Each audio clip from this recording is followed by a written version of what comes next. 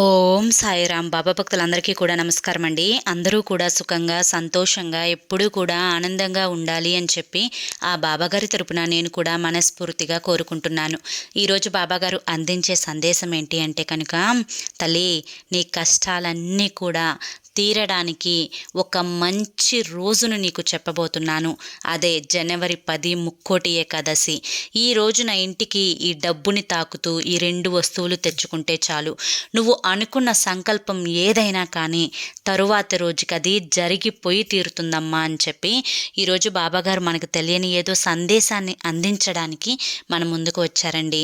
మరి ఆ సందేశం ఏంటో మీరు పూర్తిగా తెలుసుకోవాలి అనుకుంటే, దానికంటే ముందు ఎవరికైతే బాబాగారి మీద పూర్తి నమ్మకం విశ్వాసం ఉంటుందో వారందరూ కూడా ఈ వీడియోకి ఒక చిన్న లైక్ ఇచ్చి వీడియోని వినడం స్టార్ట్ చేయండి. చాలామంది కూడా గురువుగారి గురించి అడుగుతున్నారండి, అక్క ఎన్నో రకాల సమస్యలతో సతమతమైపోతున్నాము, మీకు తెలిసిన గురువుగారు ఎవరైనా ఉంటే చెప్పండి అక్క అని చెప్పి అడుగుతున్నారండి. పదే పదే నేను ఈ గురువుగారి గురించే ఎందుకు చెప్తున్నాను అంటే కనుక, నా జీవితంలో, నా కుటుంబ సభ్యుల జీవితంలో, నా బంధువుల జీవితంలో ఎన్నో రకాల సమస్యల నుంచి మమ్మల్ని గట్టెక్కించి ఈరోజు మా సంతోషానికి కారణమైన గురువుగారు ఈ గురువుగారు. కనుక మీ జీవితాలలో కూడా మంచి జరగాలి అన్న ఉద్దేశంతో ఈ గురువుగారి గురించి చెప్పడం అయితే జరుగుతుందండి. శ్రీ షిరిడీ సాయిబాబా ఆశీస్సులతో జ్యోతిష్యం చెప్పబడును. గురూజీ శివరామరాజు గారు. Phone number 9959422552. మీరు ఇప్పటి వరకు ఎన్నో చోట్ల జ్యోతిష్యం చెప్పించుకొని మీరు ఆశించిన మార్పులు మీ జీవితాలలో జరగలేదని చెప్పి బాధపడి ఉంటారు. ఈ గురువుగారి దగ్గర అస్సలు అలా జరగదండి. మీ సమస్యలు ఏవైతే ఉన్నాయో, ప్రేమ, పెళ్లి, ఉద్యోగం, రాజకీయం, సంతానం లేక ఇబ్బంది పడుతున్నా, భార్యాభర్తల మధ్య గొడవలున్నా, అప్పుల సమస్యలున్నా, శత్రువుల సమస్యలున్నా, అవేంటో మీరు గురువుగారికి వివరించి చెప్పినట్లయితే వాటికి తగిన పూజలు చేసి మీకు రోజులలోనే గురువుగారు పరిష్కారాన్ని చూపిస్తారు. గురువుగారు చెప్పింది చెప్పినట్లు 100కు 1000% జరుగుతుందండి. నమ్మకంతో కాంటాక్ట్ అవ్వండి. ఇక బాబాగారి యొక్క సందేశం ఏంటో ఇప్పుడు మనం ఆలస్యం చేయకుండా తెలుసుకుందాం. తల్లి, జనవరి 10 ముక్కోటి ఏకాదశి. ఈ ఏకాదశి రోజు ఈ డబ్బుని తాకుతూ ఇంటికి 2 వస్తువులు తెచ్చుకుంటే చాలమ్మా. నువ్వు ఏది అనుకుంటున్నావో, ఏది జరిగితే, ఏ సంకల్పం నెరవేరితే నీ జీవితంలో అద్భుతాలు జరుగుతాయి అని చెప్పి నువ్వు కోరుకుంటున్నావో, ఏ విషయం జరిగితే నా జాతక చక్రమే మారిపోతుంది, నేను సరదాగా సంతోషంగా బతకవచ్చు, ఈ ఒక్కటి నా జీవితంలో జరిగిపోవాలి అని చెప్పి అనుకుంటున్నావో, ఆ ఒక్కటి జరిగేలా చూసే రోజే ఈ జనవరి 10 శుక్రవారం ముక్కోటి ఏకాదశి. ఈ రోజున ఇంటికి ఈ ఒక్క వస్తువు తెచ్చుకో తల్లి. నీ జీవితంలో నువ్వు అనుకున్న మార్పులు అనేవి తప్పకుండా జరిగి తీరతాయి. మనకి జనవరి 9వ తారీఖు సాయంత్రం ముక్కోటి ఏకాదశి అనేది మొదలైనా కూడా మనకి మనకి శాస్త్రాలు, మన పంతుళ్ళు అందరూ కూడా చెప్తున్న మాట ఏంటి అంటే కనుక, శుక్రవారం జనవరి 10 ముక్కోటి ఏకాదశిగా మనకి చెప్పడం అయితే జరిగిందండి. అయితే శుక్రవారం రోజు ఈ యొక్క ముక్కోటి ఏకాదశి కలిసి రావడం అనేది చాలా అరుదుగా జరుగుతుంది. ప్రతి వారు కూడా, అంటే ప్రతి ఒక్కరూ కూడా ఈ ముక్కోటి ఏకాదశి రోజు ఉండగలము అనుకుంటే ఉపవాసం ఉంటే చాలా మంచిదండి. ఈ ఉపవాసం ఉండడం వల్ల మన జీర్ణక్రియ అనేది మెరుగుపడుతుంది. అంతేకాకుండా ఆకలి యొక్క విలువ కూడా తెలుస్తుంది, అన్నానికి ఉన్న గొప్పతనం కూడా తెలుస్తుంది. ఈ ముక్కోటి ఏకాదశి రోజు ఎవరైతే ఉపవాసం ఉంటారో వారికి కోటి జన్మల పుణ్యఫలం అనేది దక్కుతుందన్నమాట. అంతేకాకుండా ఉత్తర ద్వారం యొక్క ముఖద్వారం ద్వారా ఎవరైతే వెంకటేశ్వర స్వామిని దర్శించుకుంటారో వారికి జాతక దోషాలన్నీ కూడా పోయి సంపూర్ణ ఆరోగ్యవంతులుగా వారు వస్తారనమాట.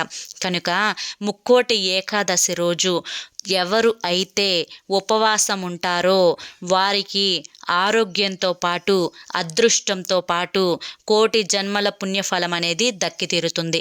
చాలామంది కూడా ఏ రంగు వస్త్రాలు ధరిస్తే శుభ ఫలితం కలుగుతుంది ముక్కోటి ఏకాదశి రోజు అని చెప్పి అడుగుతూ ఉంటారండి.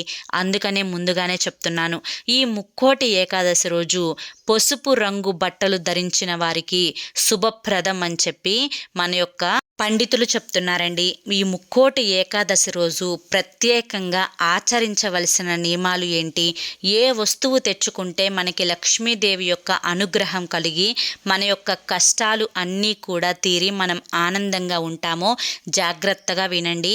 ఇక్కడి నుంచి వీడియోని ఎవ్వరూ కూడా స్కిప్ చేయొద్దు, చివరి వరకు చూస్తేనే మీ యొక్క దరిద్రాలన్నీ కూడా పోయి అదృష్టం మీ ఇంట అడుగు పెట్టే మార్గం అనేది కనిపిస్తుంది. కనుక ఆ మార్గాన్ని ఎవ్వరూ కూడా దూరం చేసుకోవద్దు. ఈ యొక్క ముక్కోటి ఏకాదశి రోజు ఉదయాన్నే లేచి చక్కగా శుచిగా స్నానాన్ని చేసుకొని పసుపు రంగు బట్టలు వేసుకొని దేవుని ముందు దీపారాధన పెట్టాలి.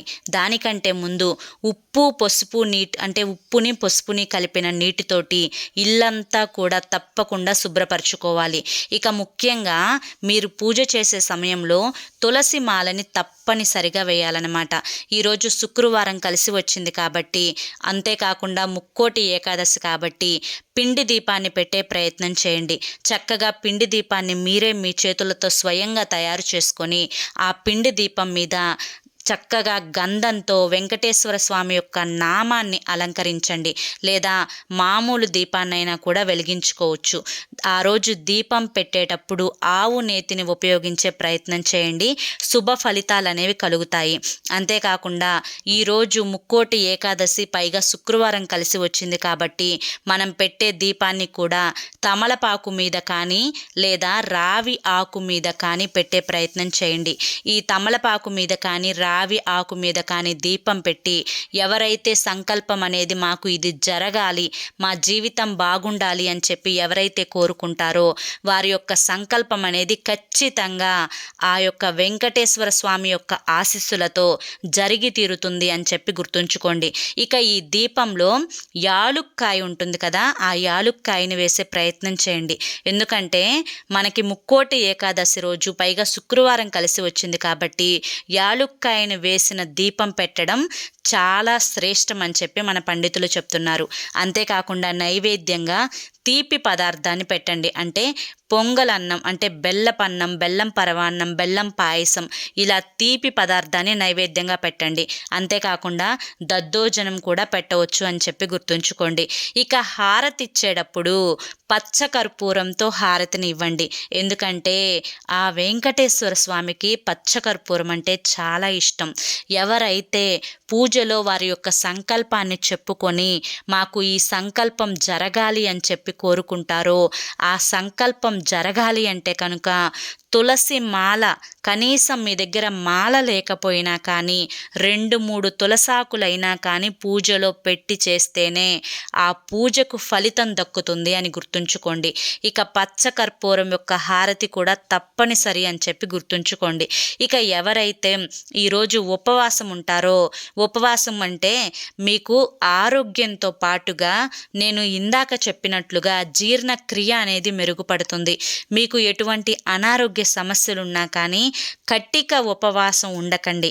ఎందుకంటే లైట్గా ఏదన్నా ఫ్రూట్స్ తినటం కానీ, పాలు తాగడం కానీ, ఇలా పాలు పండ్లు స్వీకరిస్తూ ఆ రోజు గోవింద నామ జపం అనేది చేసుకుంటూ ఉపవాసం ఉండడం వల్ల మీకు అద్భుతమైన ఫలితాలు అనేవి కలుగుతాయి.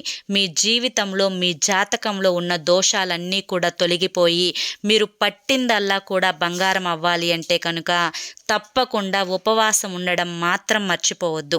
ఇక అంతేకాకుండా ఈ యొక్క ముక్కోటి ఏకాదశి, పైగా శుక్రవారంతో చాలా అరుదుగా కలిసి వస్తుంది కాబట్టి ఈ 2 వస్తువులను ఇంటికి తెచ్చుకోవడం వల్ల మీకున్న దరిద్రాలన్నీ కూడా తొలగిపోయి అదృష్టం అనేది మీకు పడుతుంది.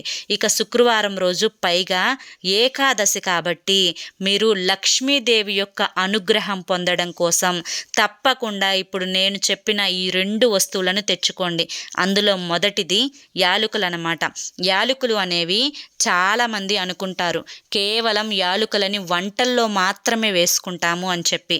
యాలకులు లక్ష్మీదేవికి చాలా ఇష్టమండి. అవి చక్కటి సువాసనను కలిగి ఉంటాయి. అంతేకాకుండా యాలకును మనం పట్టుకున్నప్పుడు, దాని యొక్క వాసనను చూసినప్పుడు మన మైండ్లో ఉండే స్ట్రెస్ అంతా కూడా పూర్తిగా వెళ్ళిపోతుందన్నమాట. అంతేకాకుండా ఎవరైతే అమ్మవారికి యాలకుల మాలను వేసి ఆ యొక్క సంకల్పం చెప్పుకుంటారో, ఆ సంకల్పం అనేది ఖచ్చితంగా తీరుతుంది. అంతేకాకుండా ఎవరైతే అమ్మవారికి వేసే పాయసంలో కానీ లేదా బెల్లపన్నంలో కానీ యాలుకలు వేసి అమ్మవారికి నైవేద్యంగా పెడతారో అమ్మవారు సంతృప్తి చెందుతుందన్నమాట. ఇక యాలుక వేసిన దీపం అంటే మీరు మామూలుగా దీపం వెలిగించిన తర్వాత అందులో ఒక యాలుకను వేయండి. మీరు 2 దీపాల ప్రమిదలను పెడతారు కదండి, ఆ ప్రమిదల్లో అటొక యాలుక ఇటొక యాలుక అనేది వేయండి.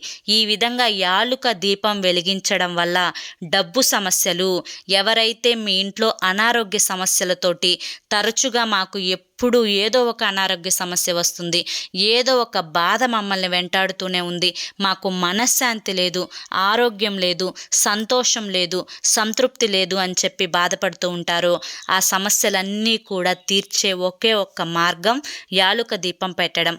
కావాలి అంటే ఒకసారి యాలుక దీపాన్ని ముక్కోటి ఏకాదశి రోజు పెట్టి చూడండి. మీ జీవితంలో జరిగే అద్భుతమైన మార్పులను చూసి నిజంగా మీరే సంతోషపడతారు. ఇక ఖచ్చితంగా ఆ రోజు యాలుకలు ఇంటికి తెచ్చుకోండి. యాలుకలు అనగానే బస్తాలు బస్తాలు గోతాలు గోతాలు తెచ్చుకోవాల్సిన అవసరం లేదు. చిన్నది ఒక 5 రూపాయల ప్యాకెట్, ఒక 5 యాలకులు ఉన్నా చాలు. ఆ యాలుకల్ని ఇంటికి తెచ్చుకొని దీపంలో వేసి పెట్టండి చాలు. యాలుకలు ఖచ్చితంగా ఆ రోజు కొని తీరాలి అని చెప్పి గుర్తుంచుకోండి. ఇక రెండవది పచ్చకర్పూరం అన్నమాట. పచ్చకర్పూరం అనేది ఆ భగవంతునికి, ముఖ్యంగా వెంకటేశ్వర స్వామికి, పైగా శుక్రవారం కూడా కలిసి రావడం వల్ల లక్ష్మీదేవి యొక్క, లక్ష్మీ శ్రీనివాసులకి ఆ పచ్చకర్పూరం యొక్క హారతిని ఇవ్వడం చాలా అంటే చాలా ఉత్తమం అండి. సకల దేవతలకు, దేవుళ్లకు అందరికీ కూడా పచ్చకర్పూరం అంటే చాలా ఇష్టం అన్నమాట. ఎవరైతే ఇందాక నేను చెప్పినట్లుగా ఎప్పుడు అనారోగ్య సమస్యలు వస్తున్నాయి, దరిద్రం మమ్మల్ని పట్టి పీడిస్తుంది అని అనుకునే వాళ్ళు ఖచ్చితంగా పచ్చకర్పూరాన్ని మెత్తగా నలిపి వాళ్ళు స్నానం చేసే నీటిలో వేసి ఆ నీటితో కనుక స్నానం చేసినట్లయితే మీకు ఉన్న సర్వ రోగాలన్నీ కూడా తగ్గిపోయి సంపూర్ణ ఆరోగ్యవంతులు, ఆయుష్వంతులుగా మారతారని గుర్తుంచుకోండి. అంతేకాకుండా మీరు భగవంతుని ముందు తమలపాకును వేసి తమలపాకు మీద పచ్చకర్పూరాన్ని పెట్టండి ఆ రోజు. అలా పెట్టడం కూడా ఉత్తమం అని చెప్పి గుర్తుంచుకోండి. ఇంకా అంతేకాకుండా మీరు ఏదైనా వ్యాపారం చేస్తూ ఉంటే వ్యాపార ప్రదేశంలో ఉండే గల్లా పెట్టె, అంటే డబ్బులు వేసుకునే ఆ గల్లా పెట్టె ఉంటుంది కదా, ఆ గల్లా పెట్టెలో పచ్చకర్పూరం వేసే ప్రయత్నం చేయండి.